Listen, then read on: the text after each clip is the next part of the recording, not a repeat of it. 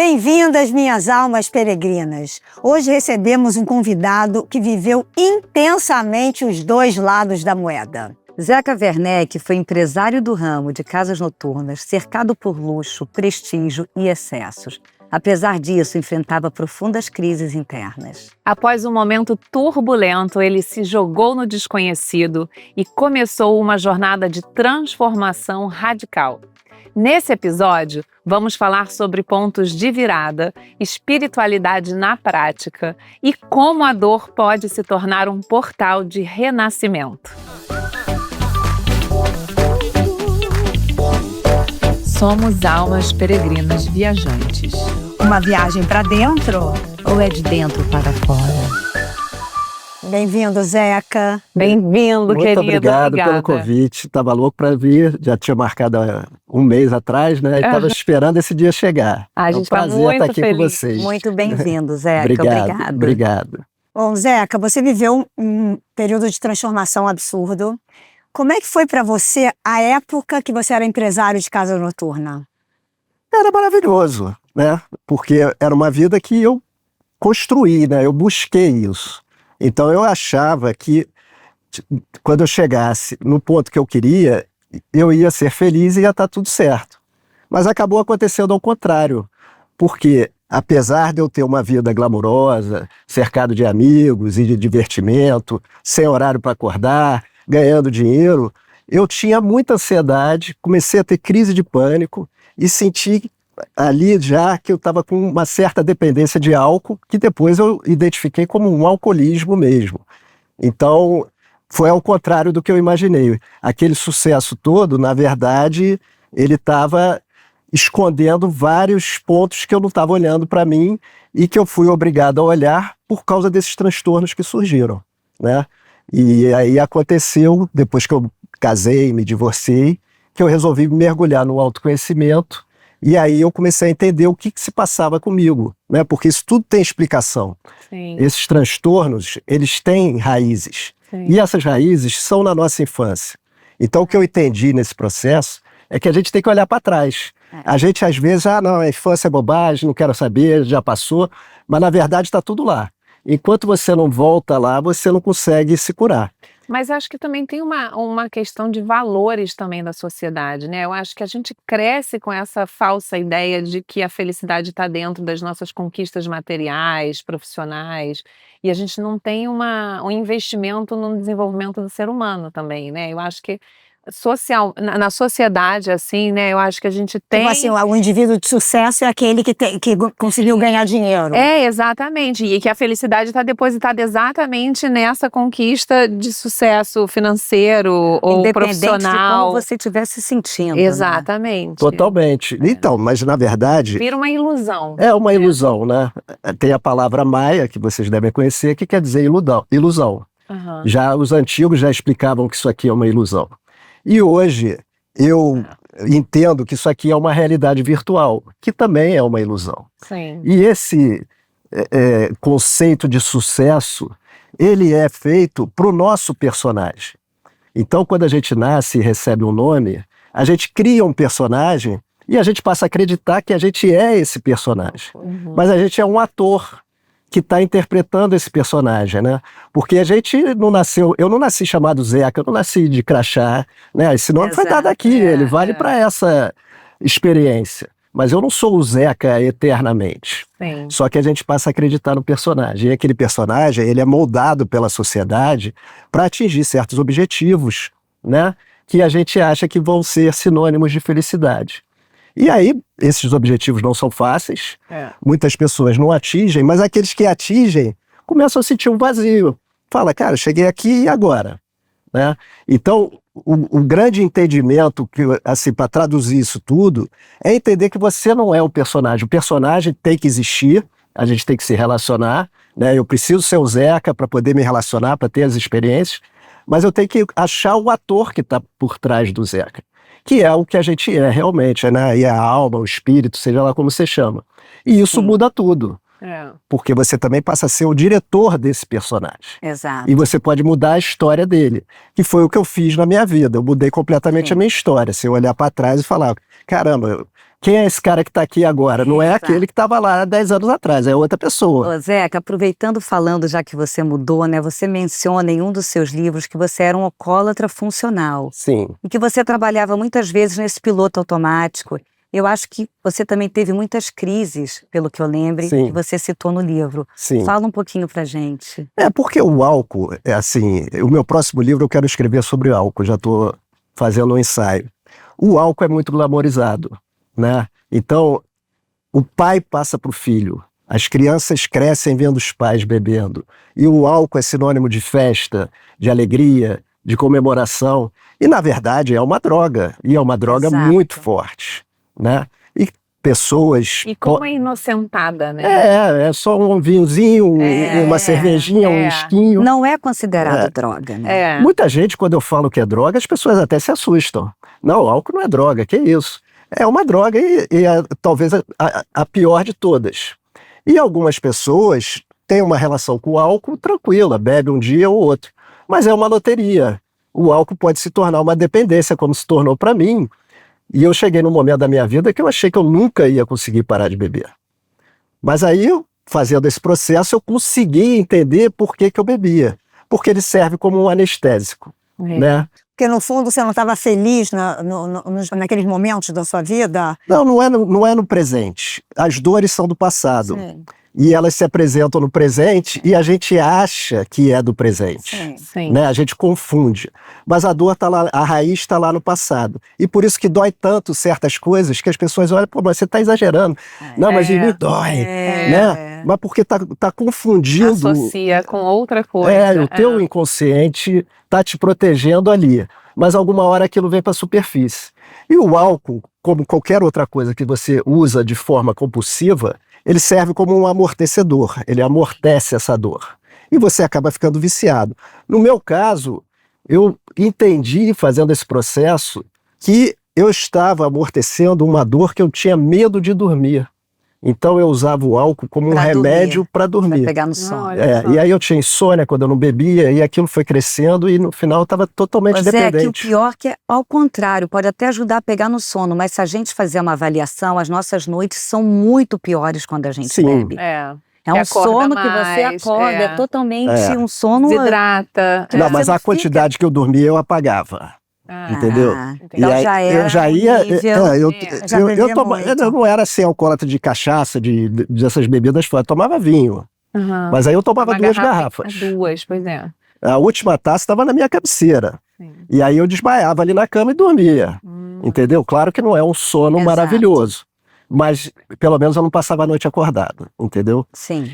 Zeca, para quem está em casa e de repente está se sentindo nesse lugar hoje, qual é a sua dica do primeiro passo para a pessoa começar a buscar essa cura, assim, sanar essa dependência? Então, eu acho que o primeiro passo, claro que meditar, fazer yoga, estudar sobre autoconhecimento, espiritualidade, tudo isso é maravilhoso.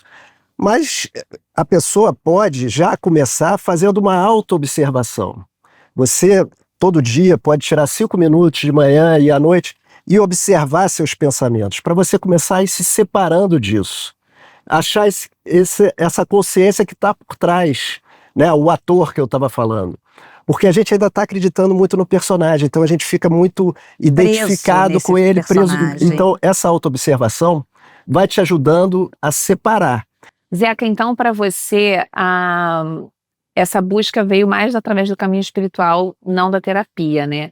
Você aos 50 largou tudo e foi para Alto Paraíso. O que você buscou lá e o que você encontrou? O que aconteceu? Quando eu estava com 50 anos, eu me divorciei. E eu não tinha tido filho, mas estava com todos esses transtornos mentais, né? Ansiedade, pânico, alcoolismo, insônia, tudo misturado. E eu falei, bom, agora eu posso mergulhar no autoconhecimento. Como é que eu faço isso? Porque eu já tinha uma busca desde sempre. Ah, tá. Eu comecei em 98 a meditar com o Kleber, que é um professor maravilhoso aqui do Rio, e me identifiquei rápido ali com meditação, incorporei isso na minha vida, então eu medito todos os dias desde lá. Aí depois eu comecei a estudar Cabala, com o Shmuel, acho que a Germana estudou com ele também. Isso, maravilhoso, Maravilhoso, adoro. estudei anos com o Shmuel e fazia Shabá na casa dele. Aí eu e a minha ex-mulher, ficou amiga da mulher dele também, a gente ia pra lá, tomava vinho e tal, era maravilhoso. Mas chegou uma hora que a Cabala também chegou no limite. Sim. Comecei a estudar física quântica, porque aí eu fui me interessando por essa parte tecnológica, né? Então me aprofundei também na física quântica. E até que chegou nesse momento de 50 anos, sozinho, com esses transtornos e também com essa sede do divórcio. E com essa sede de descobrir mais. E aí eu estava meditando em casa e de repente veio um insight, vai para Alto Paraíso. E eu nunca tinha me interessado para ir para Alto Paraíso. Eu conhecia de falar, porque o Johnny Nabuco, que a Germana deve conhecer, Sim. a irmã dele tinha ido morar em Alto Isso. Paraíso quando era criança e tal, e a gente no A colégio. Bel, maravilhosa, ela continua lá até hoje. Continua lá. Ela que me recebeu lá. E a gente no colégio brincava, pô, a Bel foi morar em Alto Paraíso, que coisa mais louca e tal. Era uma coisa assim totalmente extravagante. Aí eu liguei pro Johnny, falei, Johnny, eu quero ir para Alto Paraíso. Aí ele falou, você tem que falar com a Maria Paula. A Maria Paula, A atriz. a atriz. Mas quais você acha que são as práticas e os ensinamentos que mais te ajudaram a sair desse lugar escuro que você A tava? meditação eu já tinha lá de trás. Então era uma coisa que para mim já era muito presente e que é muito necessária. Porque como é que eu parei de beber? Esses amortecedores que eu tô falando, né, pode ser qualquer coisa, né, sim. compras, sexo, internet, bebida, comida, qualquer coisa que você faça de forma compulsiva, e às vezes são vários, tá te amortecendo alguma coisa. Encara ele que ele mesmo vai te dizer o que ele tá amortecendo. O que é encarar ele? É ficar com vontade de beber e não beber. Entendeu? E aí, eu fiz isso. E eu passei durante 5 dias um pânico enorme. Ô Zeca, mas é muito difícil, né? Ainda mais a bebida, porque todo mundo bebe, o mundo te traz para bebida, Sim. as festas têm bebida. E eu trabalhava com isso. Você trabalhava com isso, então imagina a dificuldade que você enfrentou. Porque ela fazia parte da minha vida, era quase que tirar um braço. Né? Outras drogas, elas não estão tão expostas porque e a bebida é disponíveis aceita, o né? tempo inteiro como o álcool, né? Mas Realmente. eu também, eu não bebo. Então, por isso que eu falo. Para mim, álcool não é nem assunto. Você entende? Sim, você entendo. tira da sua rotina. Para mim, não é assunto. Eu já saio automático, vou às festas, vou aos jantares. Claro que eu Sim, não claro. vou ficar até Mas 5 é horas essa da manhã. loteria que eu estava falando. Para alguns, não faz diferença. Mas para outros, aquilo vira um problema pro resto da vida. Claro. Então, vale a pena a gente deixar que o álcool continue sendo glamorizado dessa maneira? Ou vamos falar um pouquinho sobre ele e entender o que é o álcool? Porque o álcool, na realidade, ele é uma ferramenta de magia, como é a ayahuasca. Né? Jesus não estava brindando com os discípulos, tomando vinho ali, curtindo. Aquilo era um ritual de passagem de mestre para discípulo. Então, o álcool, ele abre um campo, né? E aí um mestre pode te passar alguma coisa que ele queira, porque o mestre está preparado para isso. A ayahuasca, que é uma ferramenta que eu nunca usei, mas que eu vejo muitas pessoas usarem e falarem muito bem. Cada vez mais hoje em dia, né? Ela é isso. Você vai ali dentro de um ritual, de um processo, tem alguém te guiando para você fazer um trabalho que vai te trazer uma cura, que vai te trazer uma percepção. Ninguém fica tomando ayahuasca não é no bar. lazer, é um trabalho terapêutico, É um trabalho né? terapêutico. Uma medicina. E o álcool perdeu isso ao longo da história. E se tornou usado de forma banal, para qualquer coisa, todo mundo fica bebendo. E isso, na realidade, traz consequências terríveis, porque você acaba abrindo o teu campo para entrar um monte de coisa que você não está controlando, entendeu? Sim. Por isso que as pessoas fazem coisas que depois ela fala, cara, como é que eu fiz isso ontem? Como é que eu falei tal coisa? Como é que... Zeca, você fala muito sobre não repetir padrões. Como fazer isso na prática? Difícil, hein? Não, o padrão, ele é uma pista. Eu acho que é o mais difícil, não, mas ele é uma pista. Tá, né? Mas não repetir antes disso é você reconhecer os seus padrões. Né? Então, ele é uma pista. Exato. Ele é, assim, o que te incomoda, eu não sei bem do tipo de padrão que você está falando, mas assim, padrão, eu fico incomodado com determinada situação, né? Aquilo me traz uma dor. Aquilo é um mapa do tesouro do que eu tenho que achar em mim. E normalmente a gente foge dessa dor ou atacando a pessoa, a situação que está causando aquilo, ou se drogando, bebendo, fazendo outra coisa para se distrair. Porque, né? Zeca, no fundo a gente sabe, né? Nosso corpo mostra. Sim, A gente totalmente. sabe, O corpo se é a muito... gente está repetindo um padrão, a gente sabe que a gente está. Claro. Agora, até a gente ter essa consciência Não, da e coragem, gente. pra Mas gente, eu acho que nem coragem. todo Esse mundo toma olhar- consciência, né, dos padrões que repete, eu acho. Não, Será que toma? não, é necessário que você se auto-observe. É esse olhar. Acho que o Escrever é ponto uma de coisa virada muito é boa. você tomar consciência, né? Você escrever as suas reações, hoje eu fiz isso e aquilo, me senti dessa maneira, e amanhã aí você começa a observar um padrão.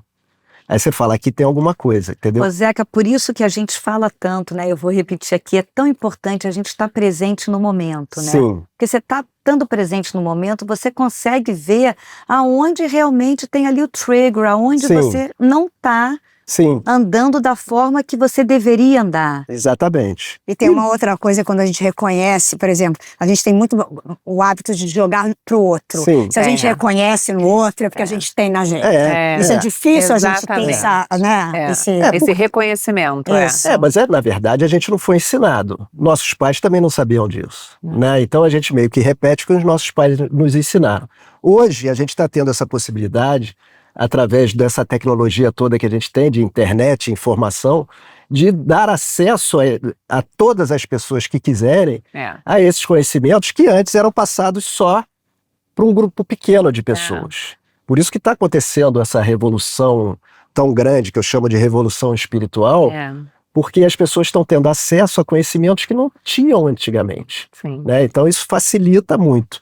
Mas a gente não pode se culpar. A gente não foi ensinado.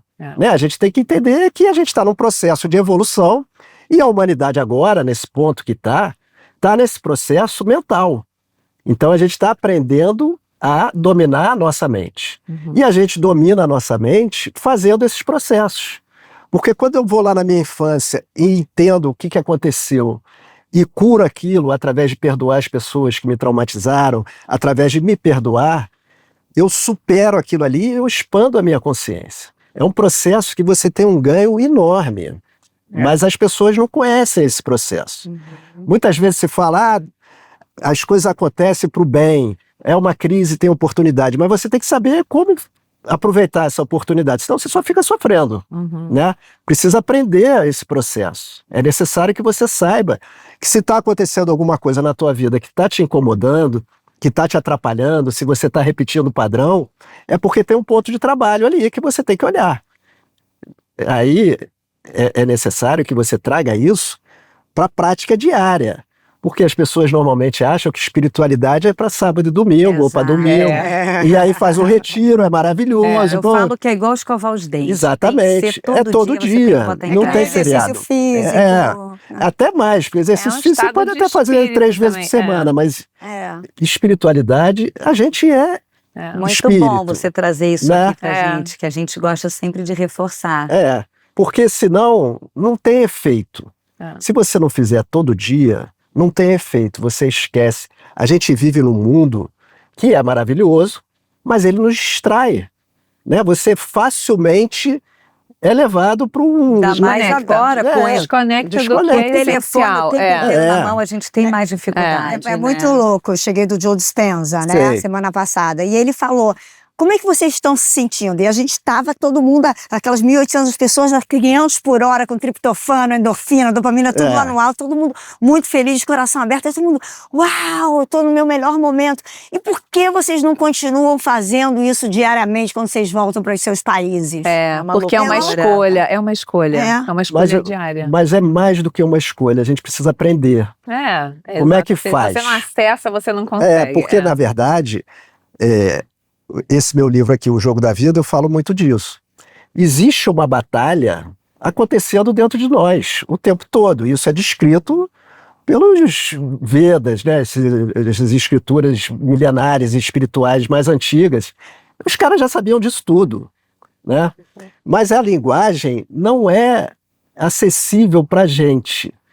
Então, eu trouxe isso aqui para a tecnologia. Existe uma batalha entre o teu personagem, que é aquele lá que eu estava falando, que quando você nasce e recebe um nome, ele começa a ser criado, e esse personagem vai se desenvolvendo. Você é o Zeca, você nasceu no Rio, você é filho de fulano, de ciclano, você vai estudar aqui, vai isso, você vai ser aquilo, você tem que ganhar dinheiro, você tem que comprar uma casa, você tem que fazer família, tem que isso, tem que aquilo.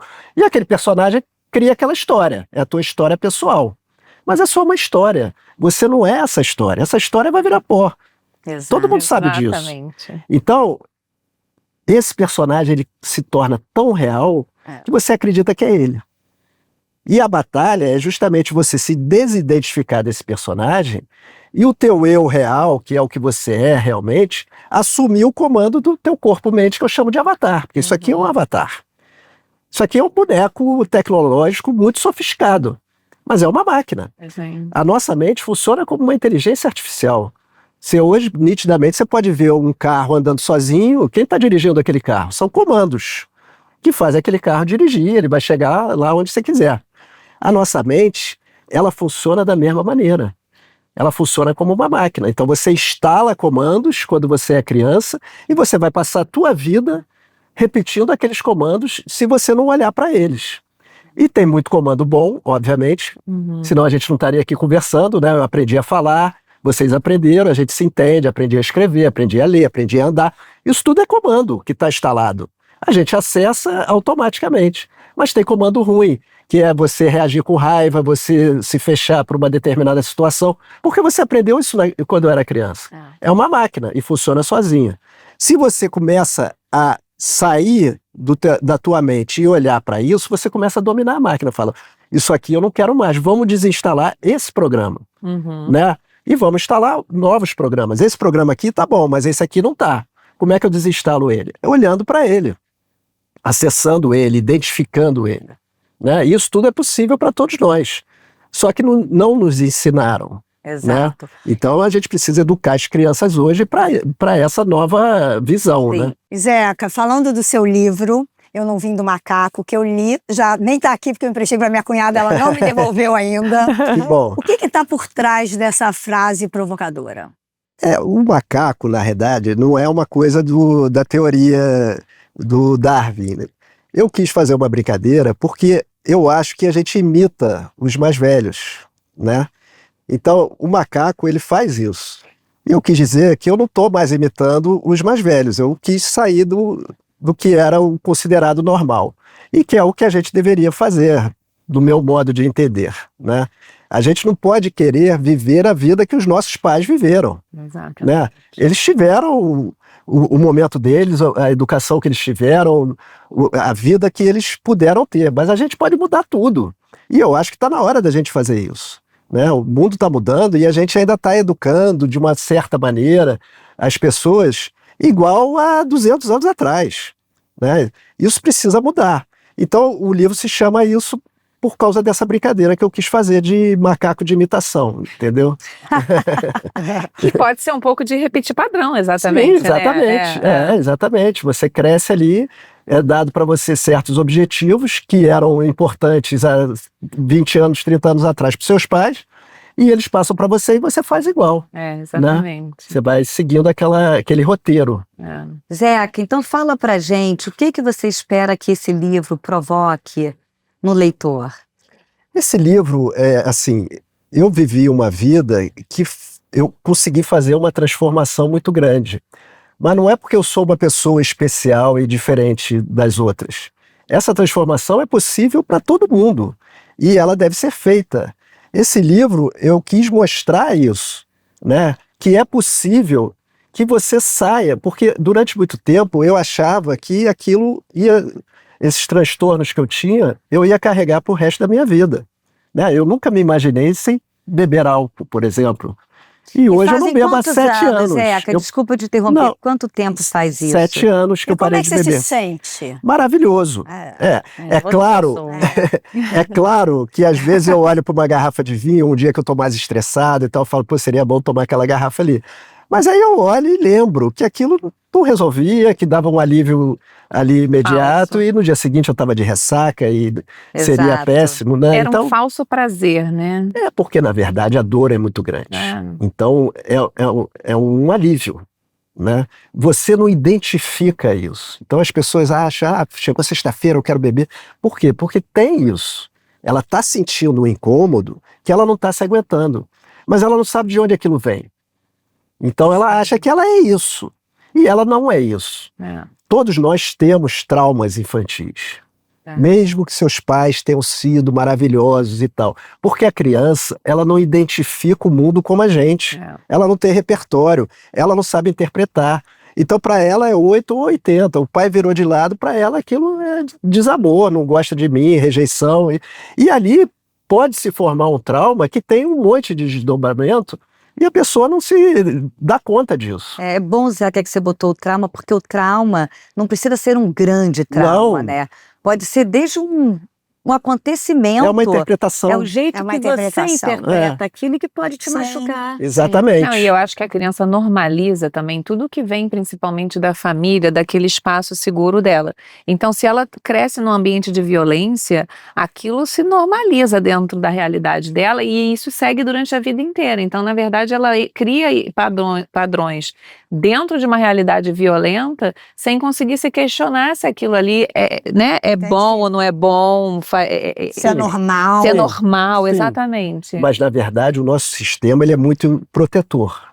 Então, o nosso sistema esconde esses traumas do nosso campo de visão, para a gente não sentir aquela dor. Só que isso tudo está vivo, são memórias, né? E a gente vive num universo de energia, que tudo vibra, está tudo vivo. Essa memória traumática, ela está congelada dentro do teu sistema, mas ela está ali. E a dor permanece. Então ela arruma alguns escapes e de vez em quando ela vem para a superfície. E você sente aquilo, mas você não identifica. Porque você não conhece esse processo. A gente não sabe. Eu fui descobrir isso com 50 anos. Sim. Né? E aí você vai arrumar maneiras de amortecer Para isso. de falar desses 50 que eu vou fazer 50. Hein? Já tô querendo saber o que vem por aí. 50 é o novo 40. Exato. Eu também acho. Zeca, voltando um pouco nos seus livros, depois do Eu Não Vim do Macaco, veio Revolução Espiritual e O Jogo da Vida. Sim. Como que essas histórias, esses livros se conectam com a sua jornada? Eu nunca pensei em ser escritor. Nunca tinha escrito e falei, bom, eu vou botar umas linhas aqui no papel e vou arrumar alguém para escrever para mim. E aí arrumei uma jornalista, escrevi os 2 primeiros capítulos e mandei para ela. E ela me devolveu, mas ela me devolveu primeiro os 2 primeiros capítulos que eu tinha escrito. E eu li e falei, pô, tá ótimo isso aqui. Mas era o que eu tinha escrito. Aí depois eu fui ler o dela e falei, eu gostei mais do meu. E aí escrevi, né? Escrevi e aí o você meu. se soltou, foi Me sozinho. soltei, foi um processo extremamente terapêutico também, porque aí eu visitei infância Aí de você verdade. volta Que em legal, tudo, né? né? Voltei Pra tudo. você conseguir relatar. Deve ser também muito bom, né? É muito Ver bom. orgulho e ver a sua transformação pessoal. E Deve você ser muito começa a se gostoso. entender por que você é de determinadas maneiras, isso ajuda muito. Eu aconselho, não precisa escrever um livro, mas você escrever... Eu sou louca para escrever um livro. isso faz lá, um bem... Tá lá no meu checklist. Vamos, você já plantou uma árvore?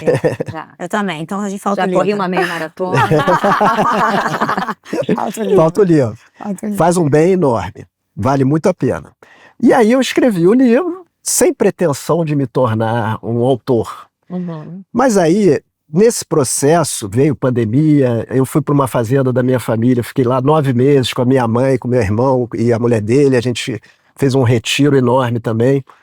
E ali eu comecei a ver, que aí eu comecei a conversar com pessoas, amigos, família, pelo telefone, online, e comecei a passar um pouco do que estava acontecendo comigo.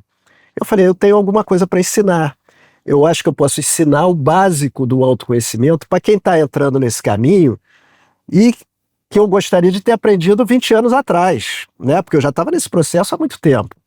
E aí eu fiz um curso de mentor e acabei me tornando mentor de autoconhecimento. No meio da pandemia, né? Criei uma mentoria e comecei a fazer mentorias online. E aí era só o básico, né? Eu tinha 5 módulos, o básico para você que está começando no autoconhecimento. Só que aí algumas pessoas acabavam o básico e falavam, Zé, que eu quero mais. Faz um intermediário. Aí eu falei, tá bom, vou fazer, pô, mas não era bem minha intenção, eu não sou guru, eu quero só ensinar o básico. Não, mas faz um intermediário e tal, eu acabei fazendo. Aí fiz o intermediário e depois fiz o avançado. Quando eu terminei o avançado, eu falei, cara, eu tenho um livro aqui. E aí saiu o Revolução Espiritual. Ai, que Aí eu legal. escrevi o Revolução Espiritual. Eu tô lendo e é maravilhoso. Ele é muito baseado na filosofia do yoga, que aí eu entrei nesse mundo do yoga. O que é viver com alma, Zeca, para você hoje? Eu acho que a gente é a alma. Então, é a gente ser o que a gente é realmente. E a gente perde isso porque a gente acredita no personagem. O personagem é uma hipnose. Como é que é criado o personagem? Você nasce, aí tua mãe e teu pai falam, você se chama Paula, você se chama Paula. Você vai sendo hipnotizada e você acredita que você é a Paula. A partir dali, a tua mãe é fulano, o teu pai é Beltrano, a tua história é essa, você nasceu no Rio, a tua família é isso, aquilo, você é menina. Aquilo vai montando o roteiro daquele E ao personagem. longo da vida você vai Caraca, eu criando... tô ficando até vários- ansiosa, porque eu tô começando a pensar realmente. A você- gente vive Ô, no... Paulinha, num- e a gente vai colocando vários personagens durante a nossa Não, a vida. gente interpreta vários papéis. Eu sou essa Germana em certas situações, É. em outro lugar eu sou Sim. Germana completamente São diferente. Mas a papéis gente tá falando diferentes. uma coisa mais profunda.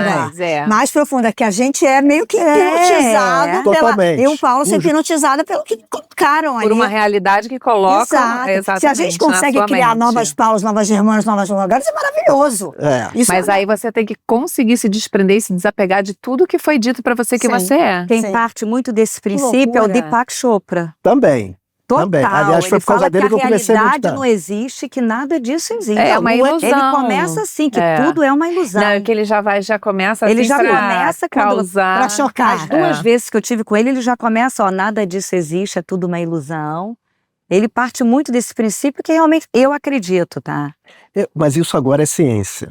Porque, assim, a primeira aula de física quântica que eu fui, que foi, sei lá, uns 15 anos atrás, o professor ainda estava meio assustado.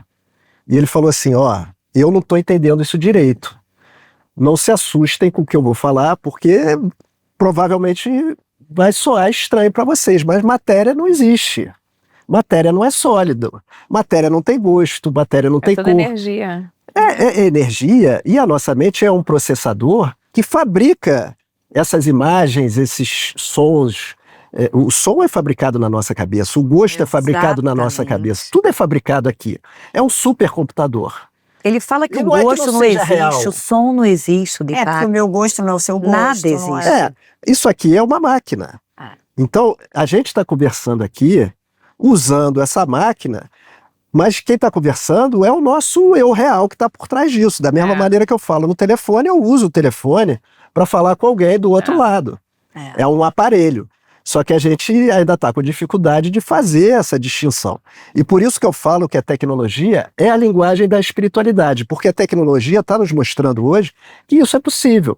Eu pego meu telefone e falo com um cara na China, né? E ainda vejo ele e tal. Mas isso é possível para a gente, sem o nosso aparelho, a gente fazer, que é isso que a gente está sendo treinado para aprender aqui. Porque, na verdade, esse planeta aqui é um campo de treinamento. A gente está aprendendo a se comunicar através desse corpo. Mas a gente não vai levar esse corpo para sempre. E a gente vai continuar se comunicando e trabalhando junto sem o corpo. Esse é o processo que a Terra tem um projeto. Né? A gente está na 5ª fase desse projeto. São 7 fases, pelos que os místicos dizem. E esse projeto, ele vai ter sucesso, ele vai dar certo. Por mais que o mundo está um caos, vai dar errado. É. Não, não vai dar errado. Isso tudo está planejado. Já deu certo. Já deu certo, é assim mesmo. E a gente, para aprender a fazer o que a gente tem que aprender, a gente precisa passar pela essa fricção, por esse caos, por isso tudo, para a gente se movimentar, senão a gente não levantava nem da cama. É. E o que você diria hoje para esse Zeca de 50 anos? Eu acho que a minha vida foi maravilhosa. Eu acho que o Zeca não errou nada. Ele fez o que tinha que fazer. Eu agradeço a ele por ter me ajudado até chegar até aqui, porque hoje eu me sinto muito bem. O bem-estar que é proporcionado por esse conhecimento, por essa vivência, não é uma coisa física, né? Porque muitas vezes a causa da minha felicidade é porque eu comprei um carro, porque eu encontrei um grande amor, porque não sei o quê, porque eu vou viajar. Isso tudo é muito bom, mas isso não é duradouro. São prazeres que você vai tendo, né? Alegrias, felicidades, mas o teu bem-estar, ele tem que ser Eterno. Diário. Diário e o tempo Como é a todo. sua rotina hoje? Como que você cuida do seu equilíbrio? Eu medito todo dia bastante. Eu sou viciado em meditar, então eu medito 3 horas por dia. Jura? Todos os Uau, dias? eu achei que eu meditava muito. É, ó. Não, mas é que eu faço vários Várias vezes ao dia. turnos. Tá. Não é 3 horas direto, entendeu? Mas eu acordo, vou meditar, depois do almoço eu medito novamente, aí à tarde eu medito novamente e à noite eu medito novamente. E é uma coisa que eu faço diariamente. Então, a minha rotina, por exemplo, vida social noturna, praticamente eu não tenho. Não tenho mais vontade de sair e festas e isso e aquilo não me dá mais prazer. Então eu sou muito caseiro, né? Eu estudo muito, eu me dedico muito a esse assunto porque me dá muito prazer. E tem muita coisa para ser estudada. E o que você diria para quem está passando, além de ler os seus livros, o que você diria para quem está passando por um momento de dor e esgotamento, por onde começar? Assim, eu acho que a pessoa tem que buscar entender o que está acontecendo dentro. Porque a gente olha muito para fora. A gente quer resolver, né? Eu estou com um problema aqui financeiro, então como é que eu vou fazer para ganhar dinheiro? Ou estou com problema de saúde, eu preciso. Claro que você precisa fazer isso tudo. Mas sempre vai ter alguma coisa dentro que você precisa olhar, porque se você não olhar, você pode resolver aquela situação, fiquei doente, me curei, precisava ganhar dinheiro, ganhei, tudo bem, mas aquilo vai voltar em outra situação, porque você não olhou na hora que aquilo apareceu para você. Porque a gente, na verdade, está manifestando a nossa vida o tempo todo. Nós manifestamos. Existe uma hierarquia, é mente, energia e matéria. A matéria é o produto final. E ela é um resultado dos nossos pensamentos, das nossas ações, dos nossos sentimentos, das nossas palavras, dos nossos atos. Isso tudo está manifestando a nossa vida.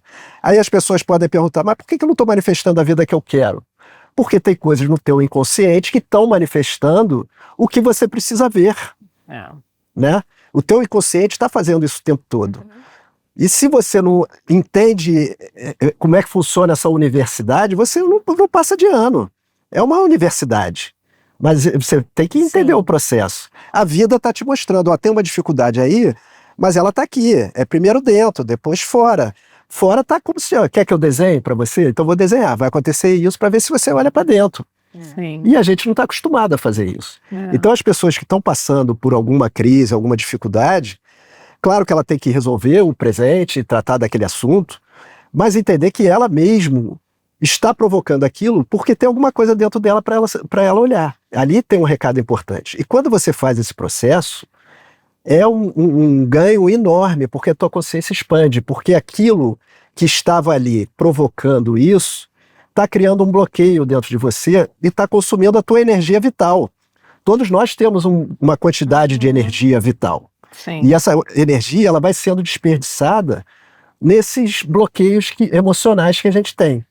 Então, quando você consegue dissolver alguma coisa, você ganha energia, você se sente melhor, você se sente mais confiante, você olha para o mundo de outro jeito. E você passa a olhar.